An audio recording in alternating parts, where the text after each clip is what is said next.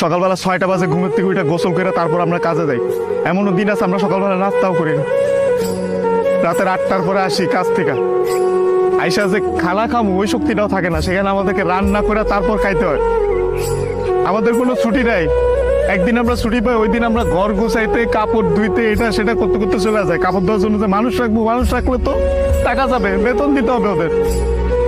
ওই টাকাটা বাসায় আপনাদেরকে পাঠাই, তারপর ওইটা দিয়ে আপনারা ফুটানি বানান। এই যে ইস্ত্রি করা, এই যে ভাজালা কাপড় বেরা ঘুরেন। আর এই যে কাপড়, আমরা কাপড় পরতে পারি না ওইখানে। এই যে এখানে দেখেন না ভালো ভালো কাপড় পরে ঘুরতেছি, এটা খালি আব্বা আম্মা আত্মীয় স্বজন দেখে ভাবে যে পোলা অনেক সুখে আছে। ওখানে তো জামা কাপড় পরার টাইমই পাই না আমরা। কখন জামা কাপড় পরবো? সারাদিন তো ইউনিফর্ম পরেই থাকা লাগে।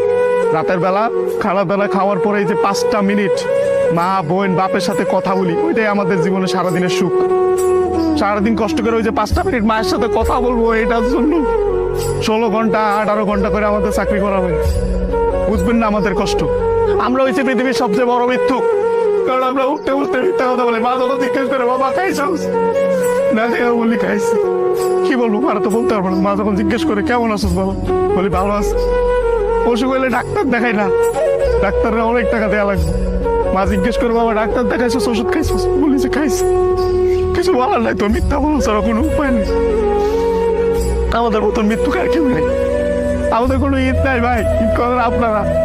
আমরা সেবাই পোলাও পরবা খাইতে পারি না। সকালবেলা উইটা নামাজ পড়তে গিয়ে আইসা বন্ধুরা একজন আরেকজনের জড়ায় তোরা কান দি। আর মা বাপ নাই, কি ঈদ করবো?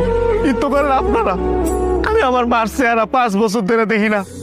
5 বছর পরে আমি দেশে এসেছি। যেই ছেলে মায়ের হাতে খাবার না খেলে পেট ভরতো না, ওই ছেলে মায়ের চেহারা দেখি না 5 বছর। ঈদের সময় জিজ্ঞেস করে বাবা কাপড় সময় কিনছিস, বলে কিনছি, কিন্তু কিনি না। 5 বছর ধরে এক পাঞ্জাবি পরে ঈদ করতেছে। আর আপনারা নতুন নতুন জামা কাপড় পরেন, জুতা কিনা লাগবে, এটা কিনা লাগবে, সেটা কিনলে ওরে এটা তো ওরে এটা তো সব ধার খরচ করে দেয় আপনাদের ঈদ করার জন্য। খুব ইচ্ছা করে ঈদের মধ্যে চলে আসে, কিন্তু ছুটি পাই। 5 বছর পরে ছুটি পাইছি। আপনি তো বলেন জুয়া খেলে মেয়েবাজি করে, এগুলো স্বপ্ন, এগুলো আপনারা করতে পারেন।